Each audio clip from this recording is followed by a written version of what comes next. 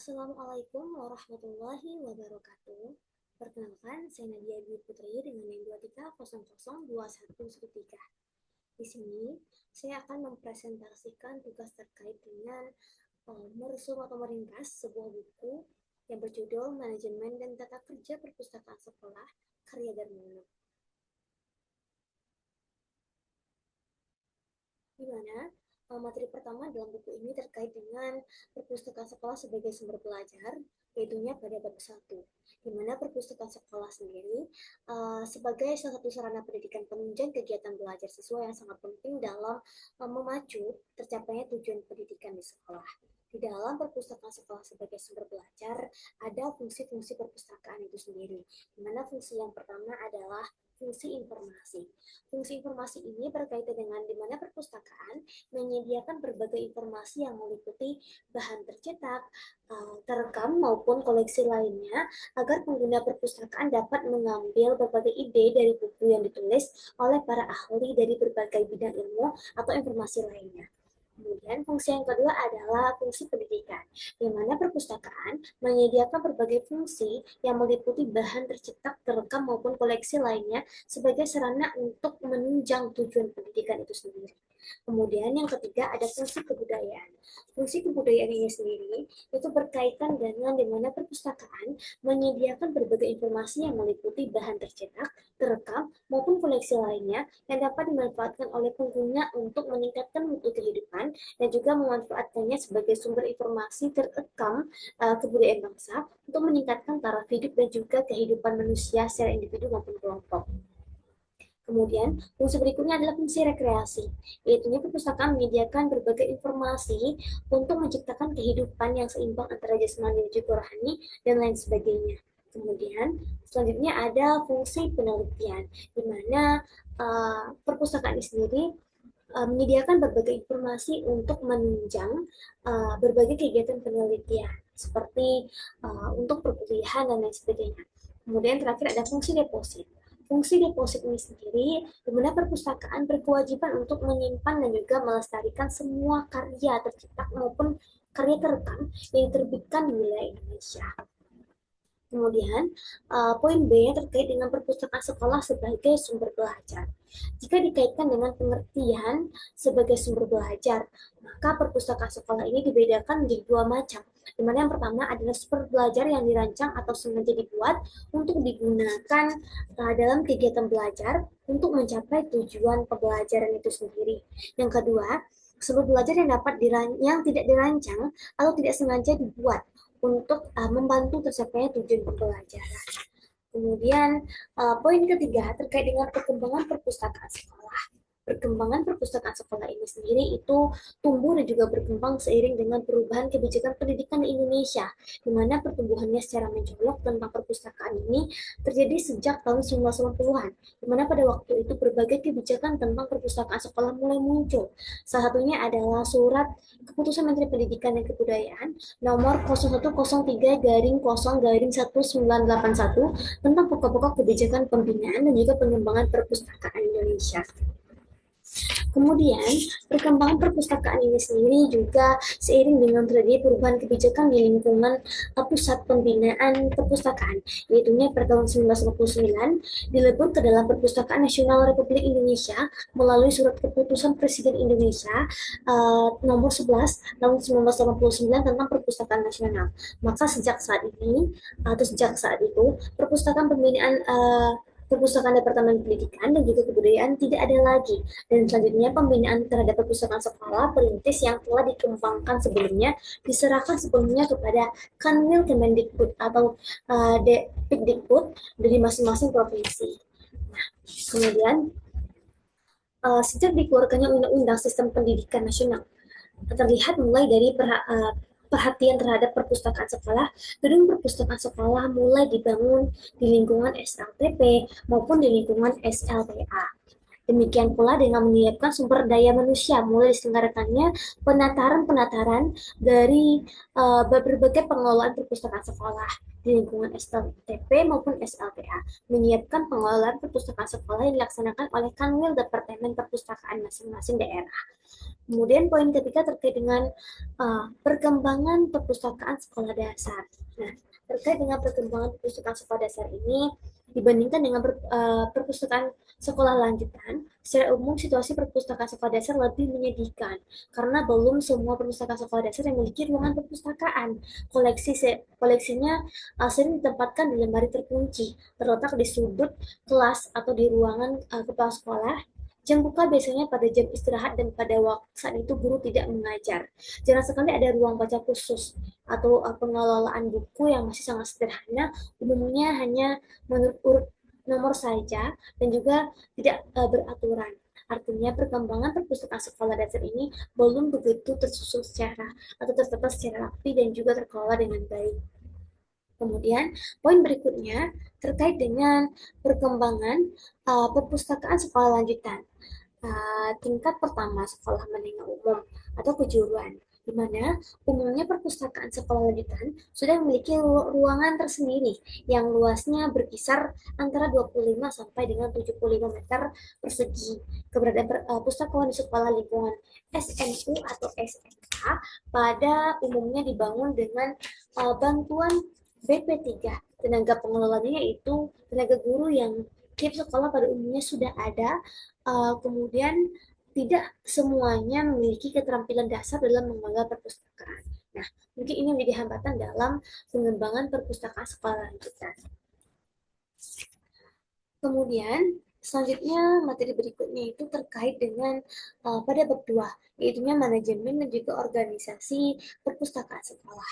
Dimana poin pertamanya terkait dengan manajemen uh, perpustakaan sekolah, di mana dalam hal manajemen perpustakaan sekolah ini, hakikat manajemen sendiri secara sederhana pada dasarnya adalah proses pengoptimalan kontribusi manusia, material, dan lain sebagainya seperti anggaran untuk mencapai tujuan dari organisasi.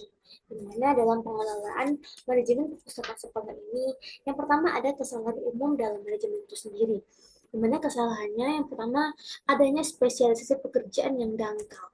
Kemudian yang kedua, adanya jenjang yang terlalu panjang dalam struktur manajemen. Yang ketiga, adanya kesenjangan antara visi organisasi dengan kegiatan kerja dalam tingkat organisasi. Kemudian berikutnya, adanya struktur kompensasi dalam manajemen, sehingga imbalan dalam bentuk upah dan juga penerimaan-penerimaan lainnya sebagai penghargaan atas prestasi kerja pada umumnya ditentukan oleh pimpinan, kecuali untuk pegawai negeri. Kemudian, yang kedua, ada kendala-kendala dalam manajemen perpustakaan sekolah. Di mana kendala-kendala ini, yang pertama terkait dengan minimnya dana operasional untuk perpustakaan sekolah. Yang kedua, minat baca siswa yang masih belum mengembirakan atau belum meningkat. Yang ketiga, terbatasnya sumber daya manusia yang mampu mengelola perpustakaan sekolah. Yang keempat, kepedulian pihak manajemen sekolah terhadap pengembangan perpustakaan yang masih sangat rendah. Kemudian yang kelima, masih terbatasnya sarana prasarana yang dibutuhkan untuk menunjang keberadaan perpustakaan itu sendiri. Kemudian yang keenam, kebijakan pemerintah dalam hal ini seperti Departemen Pendidikan Nasional tentang perpustakaan sekolah belum menjadi titik perhatian yang begitu penting. Yang ketujuh, belum diatur atau sulitnya diatur dalam kurikulum tentang jam khusus bagi murid untuk berbagai kegiatan pemanfaatan atau kegiatan perpustakaan di sekolah. Kemudian yang ketiga terkait dengan pendekatan terhadap manajemen perpustakaan sekolah ini.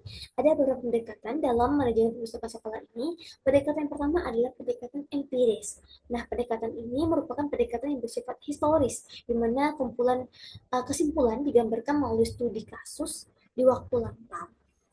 Kemudian yang kedua pendekatan antar pribadi atau perilaku kelompok. Jadi adanya arah manusia untuk mencapai suatu yang dikerjakan merupakan pertimbangan utama dari tema manajemen ini sendiri. Kemudian yang ketiga ada pendekatan kerjasama. Nah, pendekatan kerjasama ini sendiri didasarkan pada teori yang telah dikembangkan di mana semua hubungan organisasi manusia didasarkan pada suatu penghargaan seperti kerjasama dan juga sistem sosial. Kemudian yang keempat ada pendekatan sistem. di mana dalam pendekatan ini sendiri, perpustakaan dianggap sebagai unit atau kegiatan yang demikian kompleks, yang terdiri dari sejumlah besar unit, dari subunit yang sering berhubungan dan saling ketergantungan. Kemudian yang kelima, pendekatan teori keputusan. Nah, pendekatan teori keputusan ini disamakan dengan cara pengambilan keputusan. Kemudian yang keenam, pendekatan kemungkinan atau situasional. Jadi pendekatan ini berkaitan dengan bagaimana menelaah situasi yang ada. Kemudian ada pendekatan manajerial, yaitu bagaimana seorang pemimpin memimpin perpustakaan. Dan yang terakhir adalah pendekatan operasional, bagaimana menjalankan kegiatan perpustakaan sehari-hari.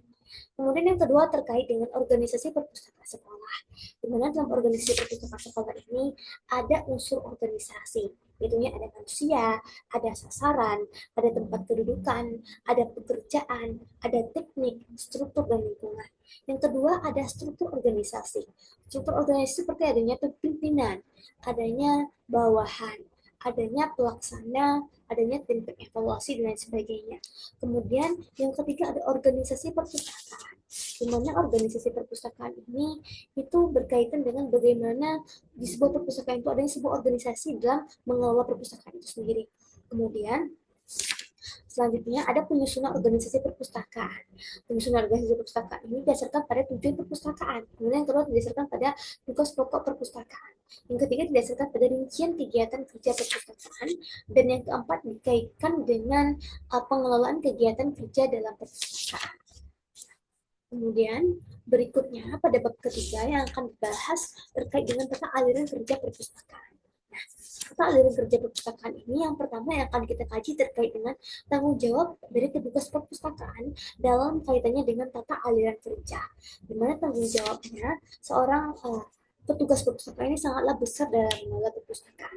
Di mana menurut Pak Fadal bahwa pada dasarnya siapa saja yang bertugas di perpustakaan, khususnya di lingkungan perpustakaan sekolah, harus memiliki sifat-sifat sebagai berikut. Di mana sifat yang pertama adalah petugas perpustakaan sekolah harus memiliki pengetahuan di bidang perpustakaan sekolah. Yang kedua, petugas perpustakaan sekolah harus memiliki pengetahuan di bidang pendidikan. Yang ketiga, petugas perpustakaan sekolah harus memiliki minat terhadap penyelenggaraan perpustakaan sekolah. Kemudian yang keempat, petugas perpustakaan sekolah harus suka bekerja, tekun, teliti, disiplin dalam melaksanakan tugas-tugasnya. Yang kelima, petugas perpustakaan sekolah harus terampil dalam mengelola perpustakaan sekolah. Yang keenam, petugas perpustakaan sekolah juga harus memiliki sikap suka membantu. Yang ketujuh, petugas perpustakaan sekolah haruslah lama dan juga jujur. Kemudian materi berikutnya terkait dengan tata aliran pada unsur-unsur perpustakaan sekolah. Dalam tata aliran unsur-unsur perpustakaan sekolah ini sendiri, itu ada beberapa hal yang perlu kita kaji. Di mana yang pertama adalah kepala perpustakaan sekolah atau guru perpustakaan. Di mana kepala perpustakaan sekolah adalah seorang yang diberikan tanggung jawab untuk mengelola perpustakaan itu sendiri sebagai pimpinan dalam mengelola perpustakaan. Yang kedua adalah bagian tata usaha. Tata usaha ini sendiri merupakan bagian yang berfungsi menunjang kelancaran administrasi perpustakaan sekolah untuk mendukung operasional perpustakaan sekolah. Maka bagian tata usaha menyiapkan dukungan yang meliputi pemeliharaan sarana dan juga prasarana dan juga kebersihan dalam perpustakaan sekolah itu sendiri. Nah, materi berikutnya terkait dengan pada bab 4. Itu ada manajemen dalam pengembangan koleksi perpustakaan sekolah. Dalam manajemen pengembangan koleksi perpustakaan sekolah ini, materi pertama yang akan kita kaji itu terkait dengan pengembangan koleksi. Nah, pengembangan koleksi ini sendiri itu ada pendekatan dalam pengembangan koleksi. Pendekatan yang digunakan dalam pengembangan koleksi ini, yang pertama itu, apakah pengembangan koleksi menekankan pada aspek pendidikan, ataukah hanya pada aspek rekreasi? Yang kedua, apakah pengembangan koleksi ini menekankan pada aspek kualitas, ataukah hanya pada peminatan pemakai? Yang ketiga, apakah pengembangan koleksi menekankan pada aspek kualitas, ataukah hanya pada aspek kuantitas? Kemudian yang keempat, apakah pengembangan koleksi ini menekankan pada aspek kebutuhan pemakai, ataukah hanya pada non-pemakai? Kemudian yang kedua, ada beberapa aliran dalam pengembangan koleksi. di mana aliran yang pertama itu ada aliran idealisme. Ini biasanya tumbuh dan juga berkembang pada masyarakat yang telah maju dalam berpikirnya. Paham ini mendorong tercapainya masyarakat ilmiah yang maju, di mana paham ini uh, terdapat pada buku-buku yang berkualitas yang menjadi pilihan, tetapi memperhatikan the needs, interest, dan juga selera pemakai. Kemudian yang kedua adalah paham realisme. Paham ini mendasarkan pada pembinaan koleksi dan juga realitas kebutuhan atau the mind masyarakat yang dilayani saja. Kemudian yang ketiga ada paham kompromisme. Paham kompromisme ini memandang dari dua sudut pandang atau pemikiran, yaitu pengadaan koleksi untuk memenuhi tujuan perpustakaan dan juga kebutuhan pemakai dalam perhatian yang sama. Kemudian yang ketiga terkait dengan kebijakan dalam koleksi perpustakaan atau kebijakan dalam pengembangan koleksi perpustakaan. Ada beberapa kebijakan dalam pengembangan koleksi perpustakaan ini yang merujuk pada prinsip-prinsip pengembangan koleksi, yaitu ada pada relevansi, kelengkapan, kemutakhiran, ada kerjasama, dan lain sebagainya.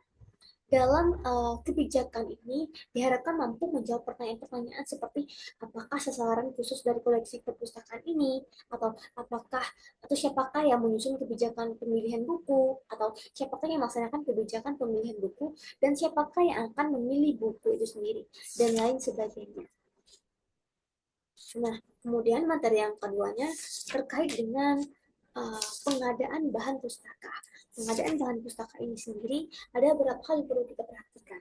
Yang pertama adalah pemilihan bahan pustaka. Pemilihan bahan pustaka ini sendiri itu berkaitan dengan beberapa prinsip dasar dalam pemilihan koleksi perpustakaan. Yang pertama, semua bahan pustaka harus dipilih secara cermat, disesuaikan dengan keperluan pemakai, dan juga menurut skala prioritas. Yang kedua, pengadaan bahan pustaka didasarkan atas peraturan tertulis yang merupakan kebijakan pengembangan koleksi yang disahkan oleh penanggung jawab lembaga perpustakaan itu sendiri. Yang kedua ada tata laksana pemilihan bahan pustaka. Tata laksana pemilihan bahan pustaka ini bertujuan untuk mengatur mekanisme pemilihan bahan pustaka yang akan dibeli oleh pustakawan agar diperoleh hasil yang sesuai dengan yang diinginkan oleh masyarakat. Yang ketiga, ada tata laksana pemesanan bahan pustaka atau penerimaan dan juga inventarisasi. Di mana langkah-langkah yang perlu diperhatikan yang pertama adalah mempersiapkan dokumen dengan baik. Kemudian yang kedua itu ada pemesanan. Yang ketiga ada penerimaan dan yang keempat ada inventarisasi. Kemudian materi berikutnya terkait dengan tata laksana tukar menukar bahan pustaka. Nah, tata laksana tukar menukar bahan pustaka ini perlu memperhatikan aspek-aspek yang pertama, apabila perpustakaan memiliki sejumlah buku yang tidak diperlukan lagi atau jumlah eksemplar yang terlalu banyak, maka perpustakaan dapat menawarkannya kepada perpustakaan lain dan lain sebagainya. Kemudian, sebelum ditawarkan, setiap bahan harus ditarik dari peredarannya sesuai dengan peraturan yang berlaku menurut prosedur. Kemudian, perpustakaan juga muncul daftar penawaran tersebut sesuai dengan abjad. Kemudian, perpustakaan juga mengirimkan penawaran kepada sejumlah perpustakaan lain. Yang selanjutnya, perpustakaan juga menerima penyusunan daftar tawaran. Kemudian, perpustakaan juga menerima pemilihan bahan yang diperlukan. Kemudian, apabila kedua pihak sepakat, maka setelah kedua pihak menerima bahan yang telah ditukarkan, maka mereka dapat saling menukarkan bahan pustaka dengan membuat inventarisasi atau mencatat bahan inventarisasinya. Kemudian, materi terakhir terkait dengan statistik penambahan buku, di mana statistik penambahan buku ini dapat dikelompokkan menjadi berupa spesifikasi. Yang pertama adalah statistik penambahan buku melalui pembelian ataupun melalui hadiah dan juga tukar menukar. Yang kedua, ada statistik penambahan buku itu menurut bahasa dokumen yang dimiliki. Yang ketiga, statistik menurut jenis koleksi buku, majalah, atau kumpulan. Kemudian materi berikutnya pada bab 5 terkait dengan manajemen pelestarian dan juga perawatan bahan perpustakaan. Di mana yang pertama yang akan kita kaji terkait dengan kebijakan pelestarian itu sendiri. Dalam kebijakan pelestarian ini sendiri, ada beberapa hal yang perlu kita perhatikan. Yang pertama adalah beragam koleksi perpustakaan itu dilihat dari bahan pembuatannya. Yang kedua, dilihat dari bahan kertasnya. Artinya, dua hal ini sangatlah penting dalam kebijakan pelestarian perpustakaan. Kemudian juga ada bahan audiovisual yang perlu juga dilihat dalam membuat kebijakan pelestarian bahan pustaka. Yang kedua terkait dengan kerusakan pada bahan pustaka. Nah, kerusakan bahan pustaka ini ada itu disebabkan oleh beberapa faktor fisik seperti cahaya, suhu dan juga kelembapan udara, ada kerusakan karena pengaruh senyawa kimia, ada kerusakan karena faktor biologis, ada kerusakan juga karena bencana alam, dan masih banyak faktor-faktor lainnya. Kemudian yang ketiga terkait dengan kerusakan atau bagaimana mencegah kerusakan bank pustaka ini sendiri. Ada beberapa hal yang perlu dilakukan untuk mencegah bank pustaka agar terjadi kerusakan. Yang pertama adalah pengamanan. Yang kedua, pencegahan dari bahaya kebakaran. Yang ketiga, pencegahan terhadap kerusakan air. Itu dapat dengan memperbaiki atap yang bocor. Yang keempat, mencegah kerusakan karena faktor kimia kayu atau rak. Yaitu dapat menggunakan bahan-bahan yang berkualitas seperti kayu jati dan lain sebagainya. Kemudian mencegah kerusakan karena pengaruh cahaya. Jadi dengan kita juga dapat memperkurangi intensitas cahaya yang digunakan dalam bidang penyimpanan bahan pustaka. Yang keenam, pencegahan kerusakan karena faktor kelembapan udara. Nah, maka kita dapat menggunakan kelembapan udara yang ideal sehingga buku dapat tercegah dari kerusakan. Dan yang ketujuh, pencegahan kerusakan karena jamur. Nah, ini dapat kita lakukan untuk mencegah kerusakan, yaitu dengan tindakan preventif untuk mencegah kerusakan jamur. Dan juga jamur yang diberikan dalam biak tersebut dapat berhenti dan juga dapat diminimalisir. Nah, materi berikutnya pada bab ke-6 terkait dengan pengorganisasian koleksi perpustakaan. Dalam pengorganisasian koleksi perpustakaan ini sendiri, yang pertama terkait dengan katalog sebagai alat identifikasi koleksi perpustakaan. Ada secara umumnya katalog ini sendiri adalah suatu daftar yang disusun yang berisi informasi tertentu terkait dengan benda-benda atau daftar barang dalam perpustakaan sendiri. Tujuan perkatalogan ini sendiri adalah memudahkan seseorang untuk menemukan sebuah karya yang telah diketahui pengarangnya, judul dan juga subjeknya. Kemudian juga memperlihatkan apa yang dimiliki perpustakaan melalui nama pengarangnya, subjek dan juga jenis literaturnya. Dan juga dapat membantu pemilihan sebuah karya seperti dalam hal edisi secara bibliografi dan juga karakter atau topiknya. Kemudian juga dapat ada macam-macam bentuk katalog itu sendiri. Ada katalog kartu, ada katalog berkas, dan juga ada katalog buku. Kemudian ada macam sistem katalog. Itu ada katalog kamus, ada katalog terbagi, dan juga ada katalog kelas atau katalog sistematis. Kemudian materi berikutnya itu terkait dengan klasifikasi bahan pustaka dan juga penempatan koleksinya. Mana klasifikasi bahan pustaka dan juga penempatan koleksi ini itu sebagai sarana penyusunan buku diajarkan di RAK. Mana klasifikasi ini mempunyai dua keuntungan. Yang pertama adalah membantu pemakai jasa perpustakaan mengidentifikasi dan juga mengalokasikan bahan pustaka berdasarkan nomor tanggal dokumennya. Kemudian yang kedua, mengelompokkan bahan pustaka sejenis menjadi suatu jajaran atau berdekatan. Kemudian dalam klasifikasi ini, hal yang perlu kita perhatikan yang pertama ada sistem notasinya. Yang kedua ada menganalisis isi bahan pustakanya. Kemudian ketiga, petunjuk klasifikasi bahan pustaka juga perlu diperhatikan untuk menyusun klasifikasinya. Yang keempat, ada subjek berkelasnya. Yang kelima, ada klasifikasi persepuluhan DW atau divisi. Ini adalah klasifikasi yang pada umumnya digunakan oleh masyarakat dalam menyusun bahan perpustakaan karena lebih mudah untuk ditelaah dan juga lebih mudah untuk diaplikasikan. Kemudian ada prinsip dasar dari DDC ini sendiri, di mana prinsipnya yang pertama adalah klasifikasi berdasarkan disiplin, dan juga yang kedua sifat hierarkinya. Kemudian ada pembagian-pembagian dari klasifikasi DDC ini. Itu sesuai dengan kode-kode yang ada dalam pengklasifikasian DW ini sendiri. Kemudian materi berikutnya terkait dengan pembuatan dan juga penyusunan kartu katalog itu sendiri. Dalam pembuatan dan juga penyusunan kartu katalog itu sendiri, ada beberapa hal juga yang perlu kita perhatikan dalam pembuatan dan juga penyusunan kartu katalog. Itu di mana sebuah dokumen atau bahan pustaka yang paling tidak memiliki tiga unsur, yaitu ada judul, pengarang, dan juga bahasan persoalan atau isinya dalam pembuatan dan juga penyusunan kartu katalog. Itu ada tiga jenis kartu katalog.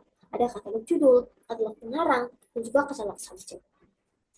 Nah, setiap dokumen atau bahan pustaka yang akan disimpan di perpustakaan harus dapat dengan cepat dapat dicari lagi bila ada yang membutuhkan atau jika ada yang mencarinya, karena telah disusun berdasarkan dengan penyusunannya dengan menggunakan kartu katalog. Kemudian yang kelima terkait dengan menentukan tajuk entry utamanya. Dalam menentukan tajuk entry utama itu ada beberapa ketentuan. Yang pertama ada karya perorangan. Yang kedua ada karya 2 orang atau 3 orang. Yang ketiga ada karya bersama 4 orang atau lebih. Yang keempat ada karya bersama dari salah satu perorangan. Kemudian yang kelima ada karya editor. Yang keenam ada karya terjemah. Kemudian yang ketujuh ada karya badan uh, korporasi. Yang kedelapan ada karya yang dibawakan dalam pertemuan. Yang kesembilan ada karya pertemuan berkala badan korporasi. Yang ke-10 ada hasil pertemuan ilmiah. Nah, kemudian materi berikutnya terkait dengan uraian pada kartu katalog. Nah, uraian pada kartu katalog ini sendiri, informasi tentang uraian yang ada pada kartu katalog ini disesuaikan dengan kebutuhan prediksi pembuatan kartu katalog. Informasi agak berbeda dengan daerah deskripsi bibliografi, sebagaimana dicantumkan dalam AACR 2IN. Pada uraian ini ditambah tajuk entry utama dan juga tajuk entry tambahan. Kemudian yang berikutnya ada sumber informasi utama.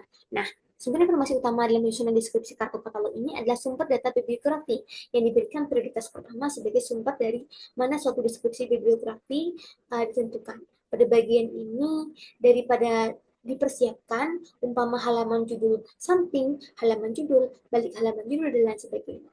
Kemudian yang berikutnya ada tanda baca. Tanda baca ini terkaitan dengan daerah judul, anak judul partikel, ada daerah edisi, daerah imperisum, daerah kolasi, daerah seri, dan lain sebagainya. Kemudian berikutnya terkait dengan penulisan nama pengarang pada tajuk entry pengarang.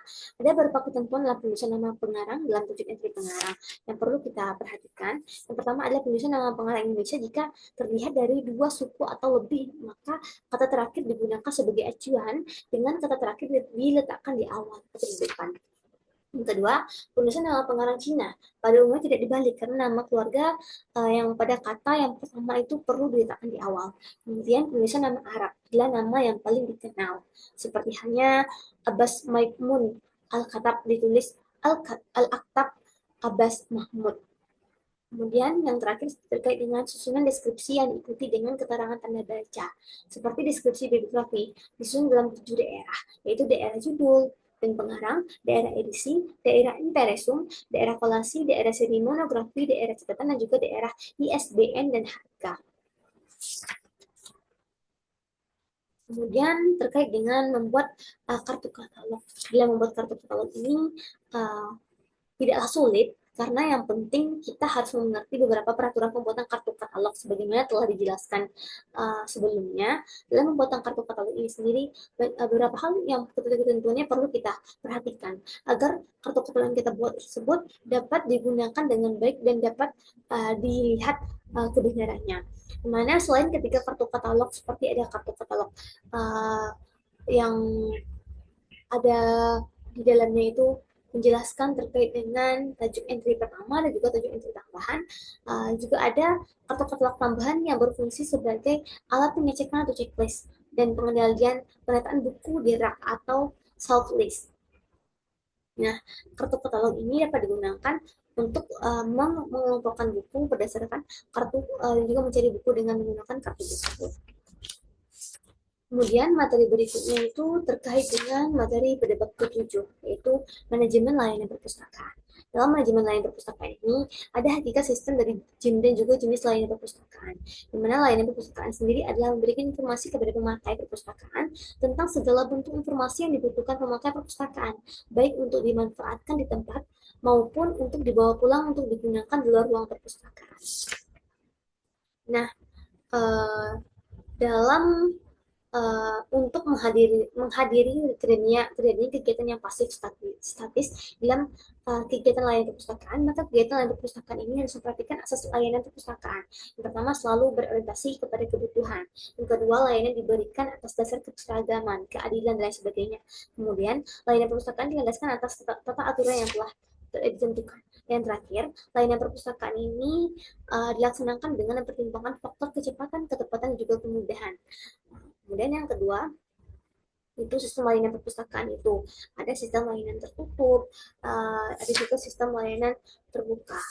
Nah, kemudian jenis layanan perpustakaan, ada layanan peminjaman bahan pustaka, layanan referensi, layanan ruang baca, dan lain sebagainya.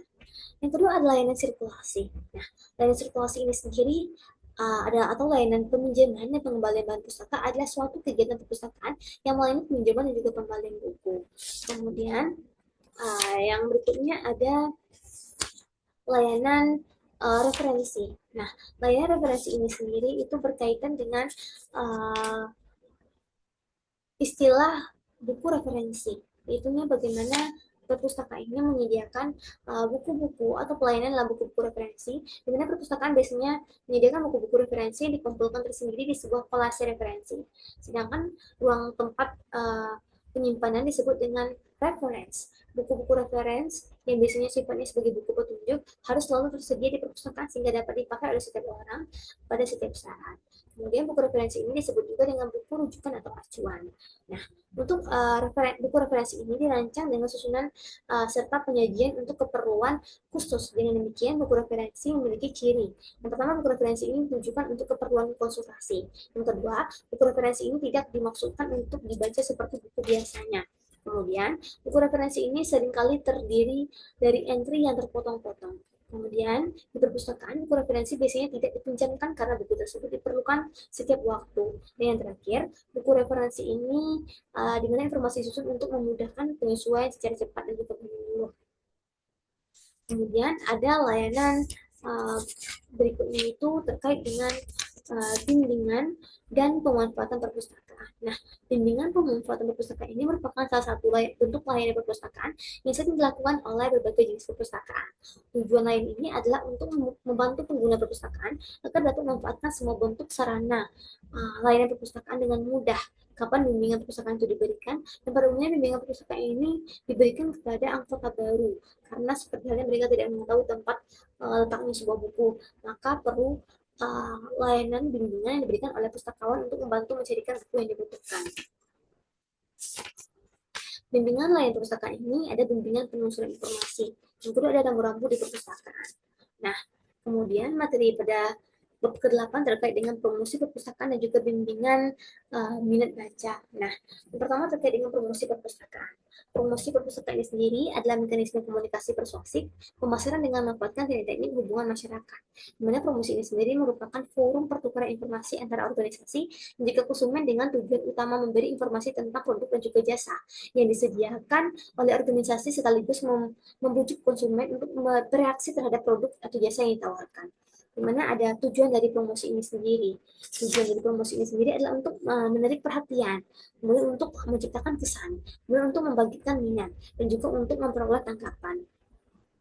Kemudian tujuan dan juga bentuk promosi perpustakaan ini sendiri itu ada di mana ada berikut metode memamerkan jasa perpustakaan baik dengan menggunakan bantuan alat elektronik maupun tidak alat elektronik seperti nama digital logo, poster pamflet, pameran, press release, kemudian juga ada siaran radio, ceramah, iklan, dan lain sebagainya. Dalam promosi untuk perpustakaan sekolah ini sendiri, maka bentuk promosi yang bisa dilakukan adalah seperti membuat poster dan juga pamflet, kemudian pameran buku, kemudian penataan ruang perpustakaan dengan baik. Yang kedua, materinya terkait dengan bimbingan minat baca. Nah, bimbingan minat baca ini sendiri merupakan kecenderungan jiwa untuk mendorong seseorang berbuat sesuatu terhadap membaca. Minat baca ditujukan untuk keinginan yang kuat untuk melakukan kegiatan membaca. Orang yang memiliki minat baca yang tinggi senantiasa mengisi waktu luang dengan membaca. Orang yang demikian senantiasa haus terhadap bahan bacaan, sehingga mereka cenderung untuk pergi membaca di perpustakaan. Nah, tujuannya sendiri adalah untuk membaca ini untuk tujuan kesenangan, membaca untuk meningkatkan pengetahuan, dan juga membaca untuk melakukan suatu pekerjaan. Kemudian materi berikutnya itu pada bab 9. Itu terkait dengan manajemen perencanaan gudang dan tata ruang perpustakaan. Yang pertama, perencanaan gudang perpustakaan.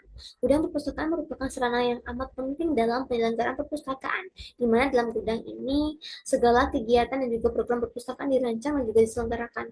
Begitu pula gudang perpustakaan tidak dapat dibangun tanpa perhitungan faktor-faktor anggaran yang tersedia dan faktor-faktor lainnya. Nah, yang keduanya terkait dengan tata ruang perpustakaan. Nah, tata ruang perpustakaan ini sendiri perlu dilakukan secara hati-hati dan juga mempertimbangkan berbagai aspek. Di mana perpustakaan merupakan kegiatan yang berorientasi pada kegiatan dalam berorientasi pada layanan dalam bentuk jasa dan juga informasi yang datang untuk memanfaatkan secara sukarela. Jadi layanan ini biasanya digunakan untuk menata perpustakaan dengan baik. Dalam tata ruang perpustakaan ada beberapa aspek yang perlu diperhatikan seperti aspek penataan ruangan.